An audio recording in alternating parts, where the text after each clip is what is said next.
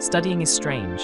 You can be busy for hours and still not move at all. Pages turn, notes grow, and nothing feels wrong while it's happening. No warning, no signal, effort becomes proof.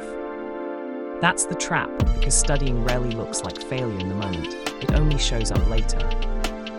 Your brain doesn't track learning, it tracks effort.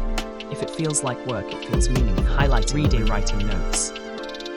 Each one triggers the same reward, being productive. That's why rereading feels safe and neat notes feel satisfying.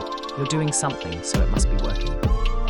The second time you read something, it feels easier. Not because you understand it, but because you recognize it. The words look familiar, the page feels lighter. Your brain relaxes, and that comfort gets mistaken for clarity. You think, I know this. What you really mean is, I've seen this before. And the dangerous part, nothing around you signals that this isn't comprehension yet. Studying feels safe because your brain isn't being challenged. There's no recall happening, only input, and your brain is terrible at judging learning during passive exposure. Psychologists call this fluency. When information feels easy to process, the brain assumes it's learned, but ease is not proof.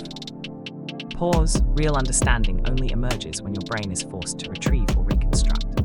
That's why studying seems fine right up until the moment you need to produce an answer.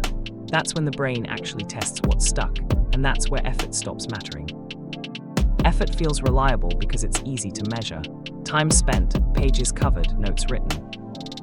But studying doesn't always translate to understanding. Research shows people are poor judges of their own preparation, especially when evaluation is delayed. The brain uses effort as a shortcut, a proxy for results. If a task required work, it must have produced learning. That shortcut works elsewhere, but it fails in studying. Understanding isn't confirmed during effort, only during retrieval. So what's overestimated isn't intelligence, it's readiness.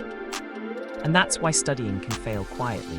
No error signals in the process, only a mismatch when outcomes are finally measured. Studying quietly feels like progress, but confidence based on effort isn't enough.